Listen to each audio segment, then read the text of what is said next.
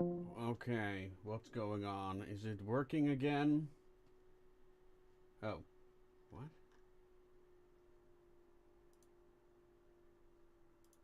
what? Horse. Don't ever say that again. Okay, is the stream Say working that all the again, time. guys? That's disturbing. Let's see. Or is there now a new stream on my YouTube channel? Oh, it's good. I Yeah, don't know. I'm seeing it now. Oh, okay. All right. Cool. We're back. I think I got the I think I got the reference wrong. I think it was beating a dead horse. Or... No, go with yours. I like Same it better. thing, really. And same thing, really. Okay. Same thing, but different. Milking a dead horse. Milking a dead horse. Okay, Milking it a does dead look horse, like yeah. it started on a new stream, so that sucks. But I see we've got some viewers back, so hopefully people will realize. I don't know what the hell just happened, but yeah, Magic. we should be working again. Yeah, okay. Kane Walker. Try making a community post. All right. Yeah, if somebody else can do that on the Discord as well. Yeah. Yeah, my desktop just went haywire. Unfortunately. Understandable. Let me see. Ah, I see some of our viewers are coming back. Okay. So that is good. Shame it happened, but there it goes. Okay, a matter of fact, I already have the video up. So I guess we can start watching that. Unless somebody wants to finish their statement. No, I already said my piece. Folks, Same. in this case, no, come on. Okay. Can you hear me? Because my computer froze for a moment. God damn it. Yes. Yeah. Yes, we Okay. do. Yeah. Yes. All right. Okay, so, folks, this is going to be a presentation of an upcoming video. It's not complete. I forgot to render the start, but that's okay. It's going to be live early January. It's going to have more art in there as well. So bear with me as I play this. And yeah, hopefully it will be a conversation starter. Coming up with good hypothetical stories is hard for this genre because you need to rewrite the history. Is that technological green dude in the development photo itself. even What a started, human? How did this influence society and industry? And because of our obsession with airships, we often need to delve into clock tech because we don't want our airship fantasy to go to On my end, they can't see the video, but I'll just leave that. that is on the purpose. issue. Thank you Because for much the of our good technology feedback. is inspired by a problem that is likely unique to our story setting. Therefore, it is hard to generalize steampunk warfare, and that is the reason I postponed making this video for many years. Because we are in the middle of several military steampunk awesome, novels thanks. at the moment, we use the setting of the Association of Ishtar to create a starting point to demonstrate my world building process. I'll focus on 2 types of vehicles. This will be the starting off point for future story and world building efforts. But before we start, one novice mistake is that authors want to expand their worlds too much. They'll describe entire campaigns or even wars. This results in a blend experience with generic battles. Instead of asking how wars are conducted, we should start with something small. So what premise is, how would the first tank be developed in our particular setting? And for that, I'll pass the word over to our own lore master, Mr. Bendelsmith. Why, thank you. So, armored vehicles. Let's start with a short summary of our own history so we can compare and contrast. It's 1915. After a bloody trench war in France, the Western France appears to be at an impasse. To find a solution, the British created the so-called Landship Committee, led by a certain Winston Churchill. This group commissioned Vickers for a new type of vehicle. Armored Caterpillar tractors, or land ironclads, capable of traversing no man's land while under heavy fire. These vehicles were codenamed water tanks for Byzantium. What this committee developed would become known as the Vickers Mark I water tank, hence the name. To break the stalemate, this machine was designed to be long enough to cross trenches while offering protection to the infantry, a mobile bunker with machine guns and/or cannons. The sponsors were on the side because of the enemy infantry hiding in the trenches. I could go on, but the point is that the Mark I was designed with a mission in mind in which it was okay. It was a new type of machine that had a lot of criticism from the get-go. Atop the 8-man crew, stuffed like sardines into a hotbox, it had many mechanical problems. It was slow, heavy, and barely powerful enough to cross the muddy fields of Verdun. These were all valid objections, but the Allied command was desperate to break the stalemate as the bodies piled up and the soldiers' morale was sinking into a literal swamp.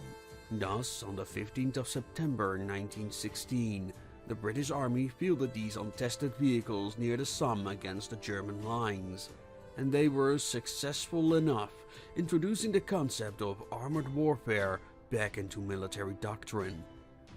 However, it wasn't the Mark I that would dictate the future of armored warfare, but the humble Renault FT-17, a small two-person vehicle with a rotating turret.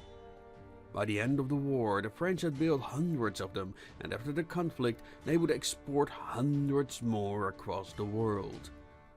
Over the next century, the tank concept would be tested throughout 2 world wars, the Cold War and the present. At first it was all about armor, speed and firepower, but now electronic warfare and defensive countermeasures against drones are of increasing importance. But what if the first tank would be deployed in the 19th century? For that, we'll use our own Association of Ishtar series for context. The following are just examples, but we might actually include these vehicles in our future operations of the Association. First, we need to think of the origins of the tank concept. This would already lead us to the first issue, because tanks would probably not be called tanks for the reasons stated above, but armored tractors or some variant of that. Second, the Association of Ishtar takes place in an alternate timeline during which, from the 1800s onward, portals to other timelines keep opening up. These rift anomalies are mostly harmless, but some lead to futuristic worlds that could impregnate engineers, generals, etc. with ideas for concepts far ahead of their time. In this setting, technological know-how is acquired through reverse engineering. It kinda goes like this. An operator comes back from a futuristic world with something as simple as an encyclopedia from a local library. Eggheads look at it, start developing a machine with the available technology, and build a vehicle ready for trials. This is likely how they happen to come across the tank designs. But here's the challenge. Having studied histories of such concepts on other worlds, it's very unlikely they'll develop something akin to the Vickers Mark I because they already know the general shape tanks will take. This is kind of a shame, because that implies they would skip the multi-turreted tank designs and other unlikely contraptions engineers would have dabbled with without success. So, how do we go about speculating what the first tank would have looked like? When designing anything, there needs to be a problem. That would be an issue with any trend-setting technology. After all, nobody asked for this machine, thus you need to convince the leadership they need any form of armored vehicle. So, here's a 6-step program on presenting a vehicle design. 1. Define the problem. In case of the First World War, it was trench warfare. 2. Gather facts and make assumptions. Well, these would be details such as muddy underground, trenches, no man's land, barbed wire, etc. Then define the desired resulting criteria. This would be any outcome resulting in their party winning the war. 3. develop solutions. Well, in the case of a tank, it would be lots of armor and tracks. Step 4. Analyze and compare. Well, this is the hard part. You gotta weigh the pros and cons, like being invulnerable to being very slow. What would be viable alternatives compared to said solution? How they work in offensive and defensive situations? What would the support options be? Infantry, artillery, etc. And what would happen if you concentrate them versus dispersing them across a larger area? And of course, 6.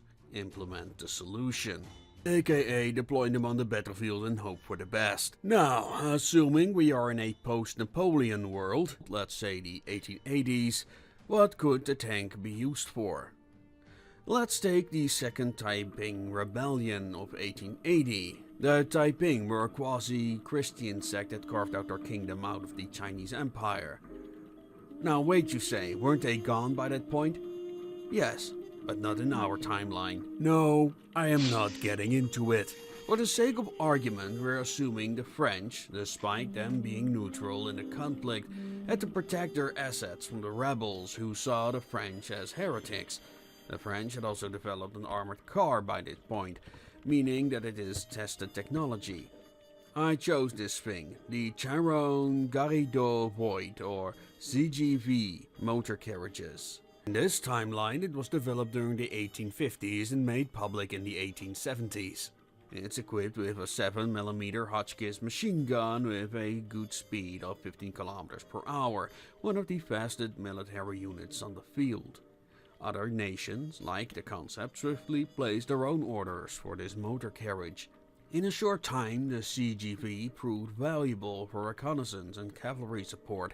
However, the cavalry feared being outcompeted by these machines, leading to a slow expansion throughout the various militaries.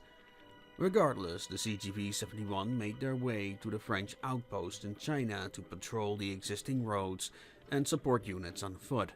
But when, in the early 1880s, new hostilities between the Taiping continued, the limitations of the CGV-71 as a frontline combatant became evident. Taiping snipers would kill the crew and steal various vehicles. They would armor the cabin so they wouldn't happen to them, but even those field modifications often proved insufficient. CGV would turn out a new armored variant with better everything. These were decent improvements, but they came at a price of mobility, which is a valuable asset to have in a guerrilla war. To make matters worse, the Taiping developed elephant guns to blow slugs through the armor. Thus, the CGV-81, although adequate with additional armored plating and sandbags, was deemed to be too vulnerable in a support or even offensive role. Especially during sieges, the CGV-81 could only provide scouting operations in the surrounding countryside, a task traditional cavalry could also perform. Thus, the CGV-81 became a vehicle in search of a mission apart from being an armored taxi for generals. What the expeditionary force needed was an armored vehicle that didn't rely on speed but was impervious to small arms and could traverse the rice fields. Thus, these were provided with a new vehicle, an armored tractor. The FD-68 was designed and produced by one of France's most trusted companies. Peugeot was founded in 1803 as a manufacturer of metal strips, clockwork springs, and saw blades. Eventually, they started manufacturing bicycles. In the 1850s, they dipped their feet into making cars, but failed to compete in a competitive market in a country where the majority of the population lived in the countryside, far away from car shops. Instead, they focused on tracked vehicles for the export market to meet the increasing demand for farming equipment. In the 1860s, they were approached for a covert government project to construct tracked armored vehicles, something that Peugeot excelled at by this point. Still, it took them many years to construct a suspension and engine versatile enough. By 1865, the first prototypes rolled out. One of these was the FT-66, also known as the Krak, but that's a story for another time. A limited number of FT-68s were ready by the time the Franco-Prussian War erupted in 1870. but the FT-68 would not see the front lines. However, by the time the Peugeot FT-68D was shipped to China, it had nearly 2 decades of development, but barely any combat testing outside of activity. It had been upgraded from a 2 to a 3-person vehicle, a driver, a commander in front with a Hotchkiss machine gun, and a gunner in the cupola with a second machine gun or 30mm high explosive grenade launcher. These vehicles turned out to be a lot harder to destroy by the Taiping. However, fuel was a problem, and even on a full tank its range was limited. Also, the rebels resorted to a new weapon. In a previous video we discussed the Mysore rocket and how it inspired both Western artillery and space travel. The Taiping resorted to deploying rocketeers. Yes, that's what they were called. And yes, both the French and the rebels used them. Now, these rockets were inaccurate, but that's irrelevant when you fire half a dozen at them at once. Although these explosive rockets couldn't pierce the armor, they could damage the tracks. They would also throw explosive devices underneath the tractors, and Taiping, being the fanatics that they were, often tended to throw themselves beneath the vehicle with explosives strapped to their chest. Oh, that turned dark quickly. So, anyway, during the Second Taiping Rebellion, the FT-68 may not have been the super weapon some had hoped for, held back by limited technological capabilities of the age, but it was good enough to inspire future development of armored tractors. Over the years, it became an icon of the French military's abilities, and other nations scrambled to copy its success. However, it would take a while before armies became comfortable with this new armored weapon system and how they would be used within their respective geography and military traditions. However, the FT-68 would serve as a starting point of most war tractor programs. Thank you, Mr. Bendelsmith. Wait, I'm not done. Yes, you are. Bugger off. I hope that example was useful. Basically, we started with a simple premise. I'm gonna leave it at this. Well, any thoughts on this approach? Yes. Go ahead. All right. You're gonna use tanks in Napoleon Warfare, right? No, this is deployed in 1870, 1880. Still works. So imagine, you have this slow-moving vehicle that is heavily armored, all right? Yes. Because that's what tanks are, technically, in most cases. What happens if you put something down that is quite, flammable on them? Like, I don't know, something that's called a cocktail with fire, Molotov, I think it's a very legit strategy for rebels to do so. And Well, if they have in For a an guerrilla armored war- vehicle? Well, They I do. don't quite know, because a Molotov is a specific mixture. But still, I you thought it could was just burn alcohol down the that engine can, like, with it. any. If it's Yeah, but exposed, I mean, yes. the tank is not by itself. It's supported by other infantry. Yes, this is why guerrilla warfare actually is very detrimental to tanks, because it's guerrilla warfare. What you gonna do? Try to Well, I mean, position yourself the point correctly. is that in this situation, it's meant for sieges. I didn't go into Yeah, that sieges depth, would but work. So it's an LAV type vehicle. It's lightly armored. it's that it's right? like it's a very it's like one of the first tanks they developed in this setting. Yeah, so it's light. It's not very powerful. It's basically the Renault FT-17 but larger. I would still say go for something like an artillery cannon. That would be better. Yeah, Use but they use a don't have tank that that's just- technology yet, and they already have have cannons. artillery. So They have cannons. They should literally make a cannon station that can move. You know how useful it is to not have horses to do that for you? And you can use more horses on the front line to yeah, use but as a charge. that was not the point of the experiment, though. Oh, and you're True, also but- looking at, there's a This difference is always in the the large challenge of bore. alternate history stories. Yeah. Working Those- within the limits of technology of the time. Well, yeah, those sorts of large bore cannons didn't really come out as much until World War I, and partly into World War I due to metallurgical. Carbide steel, or high carbon steel, wasn't created yet or even possible to create, and you need that kind of high carbon steel to have a bored barrel that can resist that level of explosion. But still, a movement. Yeah, definitely. It would need to be very dense and durable in order to take the explosive power. And then it comes down Yeah, to concussive the force. other thing is fuel. We are talking at a time before Yeah, and these were deployed in Rockefeller. China. These were not deployed in Central Europe at this time. Then I would not deploy them at all, actually, because it's quite not Yeah, very but they needed good. it. I created the situation that they needed that vehicle to move through the countryside. That's why. That's the whole point. What it does bring up these interesting things because you look at like the prevalence of gasoline was not around yet, so there was some fuel expenditures or some Well, fuel uses. in this situation they probably have gasoline. I mean, that's something they would have picked up from another world. Or Would it then diesel. not be better? Would it then not be better to make a tank that is actually, fuel efficient by making it clockwork instead of instead of gasoline dependent? Because if you make it like a clockwork where you can just spin it up and then move it that way, Can you you only give have me to an spin it up again. example of such an historical vehicle? I think there is a way to crank up a vehicle like the first cars. They were literally Yeah, well, spring started. they have a wind-up engine like this probably too. Yeah. Yeah, you could technically make something that actually just does everything mechanically. I think the bigger issue with that, just while we are having some suspension of disbelief, we're talking about historical anachronism and such. The idea of a clockwork, Right, it's historical fiction. that's a very fine-tuned operation.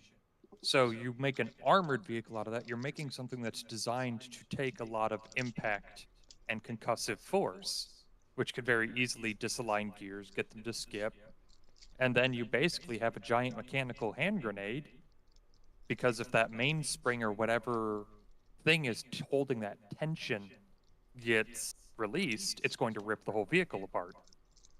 That's true. I want to ask about the scale of the engine because if we're going to make this sort of clockwork tank, is there going to be space to hold personnel? Just the way I'm envisioning it, like how small. Probably not in the like in how- the vehicle like how- this size. Right. Yeah, but you could use it as a moving cover. Yes, but didn't Da Vinci have blueprints for a tank? A That clockwork weird tank? round thing. Yeah. Well, I mean, the closest thing to a tank before that would have been Jan Siska's battle wagons, which were Ah, really interesting. meant to be mobile wagons that you move into position and then everybody unhitches the horses, the handler runs the horses away while you circle up the wagons and fight from those.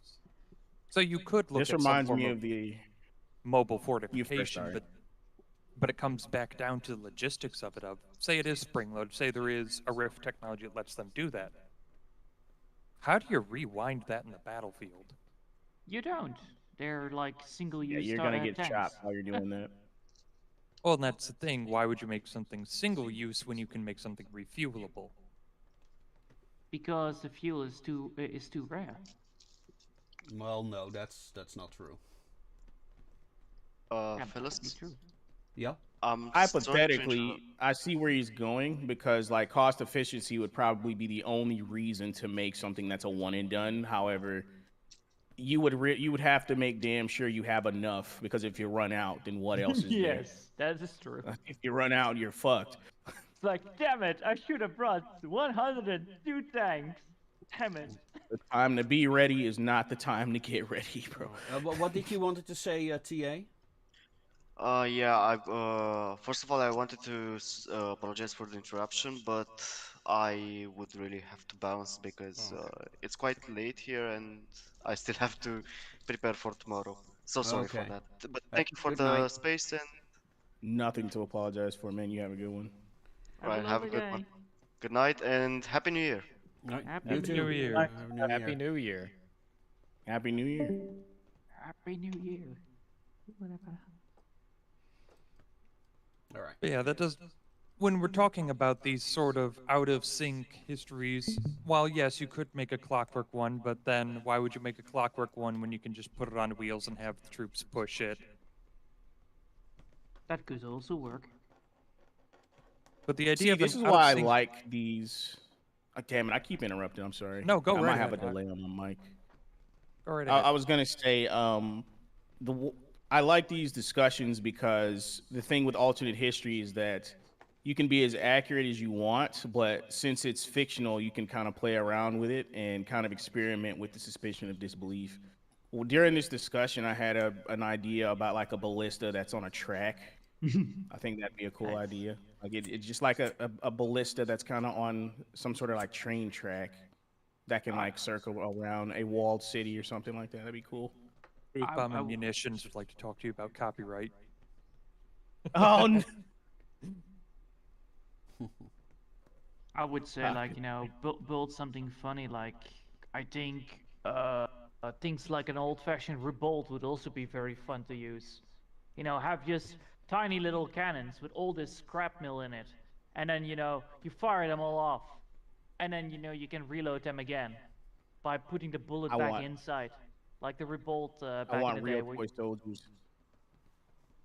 But the idea of a train does make interest, though, because there was armored trains, but when you're dealing with like guerrilla warfare and that sort of terrain, what if the solution A instead battle they train?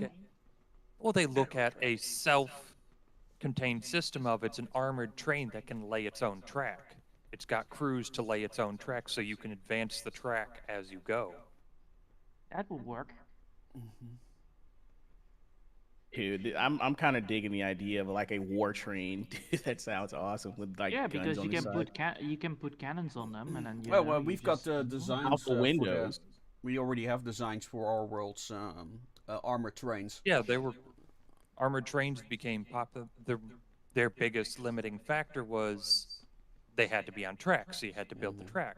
Now, if you're bringing in I Rift call it- technology that might have ideas of not so much automation, but mobile assembly. I mean, mean, I would have to look because that's what the Russians did in the East. So, when they Yes, they entered, used a very Ukraine. similar tactic to Yeah. the Union in the American Civil War. The Confederacy was very good at destroying train tracks because they knew that was the Union supply line. So the Union they didn't have the technology to do it by machine, but they had an extremely well-trained corps in Union, like a labor union, of rail workers whose entire job was to go with these smaller repair trains and just patrol the tracks and keep them operational. But what if you Guys, I got it. But what if you pick up the train, you know, and you put the locomotive and you put the train there, and then instead of a rail, you just put tracks on it that actually fit on the train wheels. So you actually have another a locomotion like that, while still keeping on the track. So it actually doesn't need a track anymore. You know, I'm kind of surprised. Maybe there is already this kind of story out there, but if you consider a trilogy kind of like the Leviathan trilogy, where it's kind of like an alternate version of the Great War, but with like steampunk mechs and biopunk elements in there, I'm surprised there hasn't been that sort of variation on the American Civil War.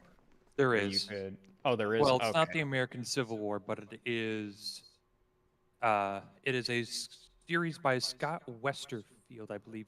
Oh, Or it's is the it same Scott author. Scott Washburn, I believe, actually. They both have. They're both named Let Scott. me see. They Yes, both have Scott similar Washburn names. had a sequel idea, so it was a sequel series to War of the Worlds. In this, Oh my God. It was fantastic. It was Teddy Roosevelt, U.S. era, with the Martians reinvading, and they have things like armored. They go through the whole invention process of the tank because they need something that can survive Martian heat rays. Dude, that sounds awesome. Sounds like a lot of fun. Did this book ever get a movie, by the way, War of the Worlds? I have read some of it. I haven't finished it just yet. But did it ever get a movie? I am not sure if it There ever got is a movie. a movie, War of the Worlds, that's kind of Robert. like a sequel, but that's with mecha, not with tanks. So the series itself is called The Great Martian War. There's five or six books in it. And I think that's a great analogy. He does a fantastic job looking at, they have Martian tripods, okay? These things, we need cannons to take them out, okay? Well, all of our artillery keeps getting hit by their heat rays and exploding. Well, what if we put a bunch of armor on a tractor and put a cannon on the tractor? They, of course, also implement the good old Polish strategy of a bomb lance on cavalry. Oh Nice. God, man. Oh, Or just that's guns. actually I like the I wanna idea of make that a makeshift thing war too, machines. yeah. Well, I think that, particularly when we're talking about this arms race of mounted rocketeers. Yeah, that's what I actually wanted to do with Army one of the equipment special made for legions, warfare. with one of the special committees. But yeah.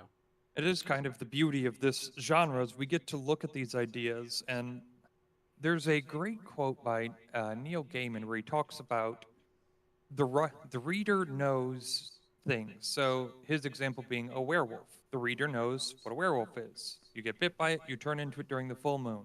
We know all of these things. But what if a werewolf chews on a chair? And then that can inform your whole story. He goes about, well, okay, well, you'd have to set it somewhere rural where you'd have classic wood furniture, something that a dog might chew on. Well, and then you'd, of course, have to do it in winter so that when the chair turns into a were chair, you can see the tracks in the snow. No, is that where he was going? Yes. Yes, you subvert Oh, your bear expectations by chair. doing that. So in this case, we That's know what a tank is, but how do you subvert that? We know a tank is a armored vehicle on tracks. But what if think it the is point of not? What if saying it was that is to based on a facilitate train a instead of a thought tractor? Or experiment. what if it was based on, in the case of the Leviathan trilogy, what if it was based on walkers, so leg pedal technology instead of tracks? You know that actually the Second World War, the whole train economy was actually the ones that were actually designing the tanks, right? Oh, yes. That's why everything was bolted at the beginning, which is quite cool. It's like, does it look like a train? When were oh yeah because in England, because yeah they were Yeah. bolted, yeah. Because it was a whole train economy at the beginning. Yeah. They had to adapt. They didn't have So what enough if welders at instead, the you time, know- you know. So what if we pick up this so-called tanks, and instead of tanks, we're gonna be talking about, walking tiny little machines that are, able to be hard to spot or, mass-produced to just, be cannon fodder or gun fodder for the enemy, so that you can just, move to the right position and take out the enemy. You have these little Nano bomb machines, drones. son. Yeah, nano then you could- machines. Well, if that were the case, you could just use the American Philippines. The Philippines campaign in World War II, the American troops were encountering similar issues of guerrilla fighting from the Japanese. They had to move heavy equipment through these jungles, and they couldn't develop a tracked vehicle that could do that. Indeed. So they went to some of the neighboring islands and hired all the elephants they could. Oh, that's a smart move. That's a big brain move right there. A war an elephant. Well, not Yeah. war elephants, they were pack elephants, but take that a step further to the war elephant idea of there's a historical context of Carthage, and in some parts of the Indian subcontinent, we need to Oh. move around here. Alexander the Great had war elephants too, right? I forgot where he was from. I knew that India actually had. Macedonian. I know that India actually put cannons on top of on top of the elephants. What if you Yes. modify the elephants in Yeah. such a way they become mechanical cyborgs? Yeah. I was gonna say armored, like War Machine or Iron Man, but Yeah, that too. basically, Cyborg big- elephants. Yes, exactly. With fiber blades that can cut through metal eventually. Fucking Their trunks have lightsabers. yeah.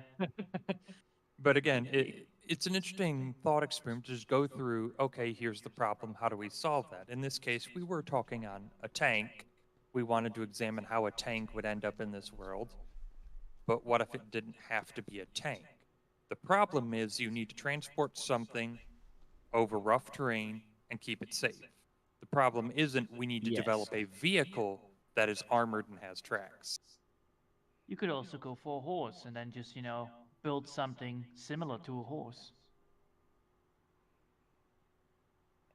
I think the first ideas for traversing terrain would likely come from animals because it's like one of the easiest, most practical examples of something overcoming an obstacle in a very natural way. Not everyone is a visionary. I think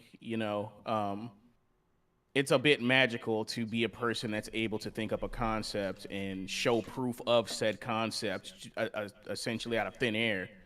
Okay. So Well, the approach of adopting the techniques of animals is kind of cool. And what Pretty if we are taking it even more fun step and we make a big giant zeppelin out of it? Instead of a tank, you were gonna have like a moving fortress, a flying fortress. A flying fortress. Yeah, there you go. That's even worse. That's even Right more up until stupid. somebody gets the rockets out and you've got nowhere to bail. Yeah, but people didn't invent those things yet. Flying fortress. But in this situation, we are talking about that. We have the Rocketeers to think of. Yeah, exactly. Then you have like natural counters. That would actually be quite cool. Like, aha, we have finally made ourselves the biggest machine ever. A big giant zeppelin. And then somebody's like, how many explosives do you need? Well, I have 10 with me, and if we use that and that and that, I think we are at 12, and this needs maybe 20? Yeah, maybe 20. Oh, dear.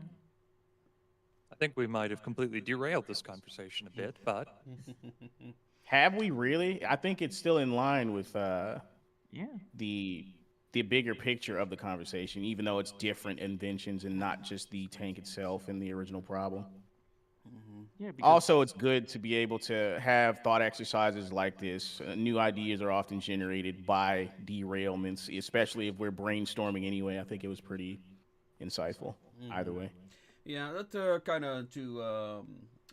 brings me kind of to my last announcement. What I want to do this year on the community side of things is that I want to do the writing sprints. For those who don't know, we are actually working on a role-playing game inspired by the Association of Ishtar.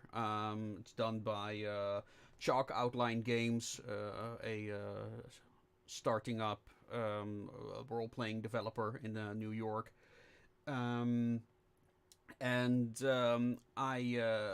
For those who don't know, anyone can submit ideas for the Association of Ishtar. If you want an impression of or short stories, go to the Ream page that I marked at the beginning of the stream.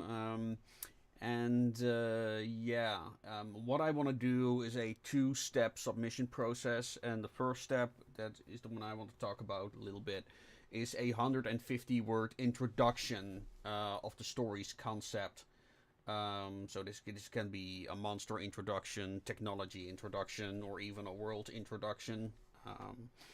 But yeah, it's kind of the idea that I want to have streams where participants can pitch a 150-word idea, and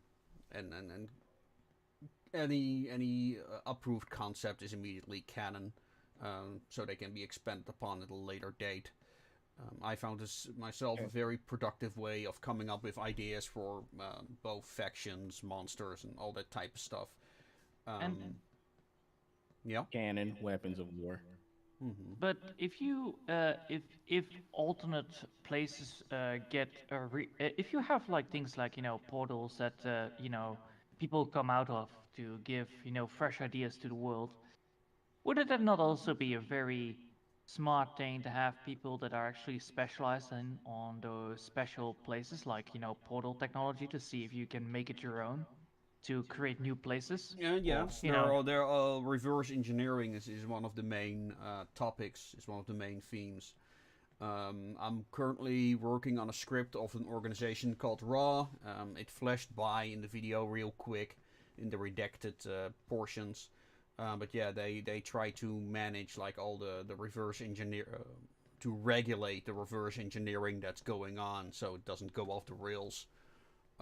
It's also something that I delve deeper into in a book that I'm currently working on, The Knights of Avalon, where we get to see the corporate side of that process.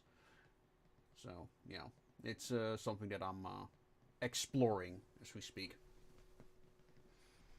Yeah, because I wrote myself like a little short story about a scientist who is literally analyzing our portal, and because he had problems with the portal, he comes to the conclusion there is more problems in the world that just is not explainable to him, because he comes back from one of the machines and is like, what the hell happened here? And eventually it turns out that there were more interventions in the world that caused more of a hiccup. Well, he already has been busy with the portal technology. He comes across another anomaly, or well, anomaly, right? Yeah, that's the word. Anomaly. Anomaly. Anomaly. There you go. He comes across another anomaly, and he's like, well, great, even more work to deal with. And then eventually he figures out, like, yeah, this is apparently something else that I'm not supposed to be touching. I'm gonna throw this into the bin. All right, job's And this over. is why we Let's have take a mad drink. scientists. A mad scientist will come along and say no balls and then take over the project. Exactly. That's the whole point. He is a smart man from not touching this kind of shit, because he is already too Sometimes busy. it's not about being smart, it's about knowing. Yeah, it's like knowing when you're supposed to quit. Because Just because you can, should you? You know? no, that's the whole point of the whole damn thing, right? Yeah. All Because right. I know for it. Oh, Let's say we're already 2.5 hours in. I only wanna two and a like half hours? close the loop, so to speak. Anyone, any final thoughts on the topic? This was fun. Well, you're welcome. Thank you. No final thoughts. I'd like to, if you ever have any, how you say, I'm not foreign. Why did I say that? more structured discussions. I'd like to join for some of those, especially yeah, like the sure. brainstorming ones. Yeah. I think I think the 150 word pitch idea is good to start conversations like these. It's Cool. also one of the reasons that I want to do them. So maybe we can do some streams where people have like 20 minutes to formulate an idea, which is a good exercise for any writer anyway. And then we could like expand on those, perhaps. And also, not just like the contents of the concept, but also the presentation of it, because that's where the real world building happens, as far as I'm concerned. So, yeah. What does anyone think of that idea? I That think that'd sounds be a like a fun good idea. idea. Sounds good. Yeah. I think what would spice up the experience is having like a range of different ideas you could just like pull from a stack of like index cards. You Yeah, know, I was it'd be kind of thinking of- hard because you have to generate those. Well, I was thinking indeed of like just drawing some for these sprints. Let's say that a sprint lasts 20 minutes, and during those 20 minutes, people can get inspiration from, I don't know, 3 images, AI generated if need be, or maybe we can make it a community challenge for the illustrators. Like, hey, draw an idea you think is fun for the association. Like, no background lore, just a monster or a machine or a weapon, and then people can use that to write their 150 word ideas, something like Yeah, that. far more efficient than what I was thinking. Yeah, that's Yeah. great. Yeah. So it's now a matter of actually organizing those meetings. So yeah. And again, maybe we can also combine it with ideas based on the bi-monthly illustration contest that I want to organize. So yeah, there are options there. So anyone else, any thoughts on that? Or shall we go to finalizing the stream? We can go for finalizing. I think it's a good idea, though, for sure. All right. That's true. Great exercise. Okay. Well, folks, thank you for being here. I hope you're going to have a very good and productive 2024. Again, if you enjoy what we do here, if you want to help me create more illustrations, especially for videos like that last one, we already included some original content, but I definitely could use a lot more. You can help me by either buying my books or supporting me on places like Ream or Global Comics.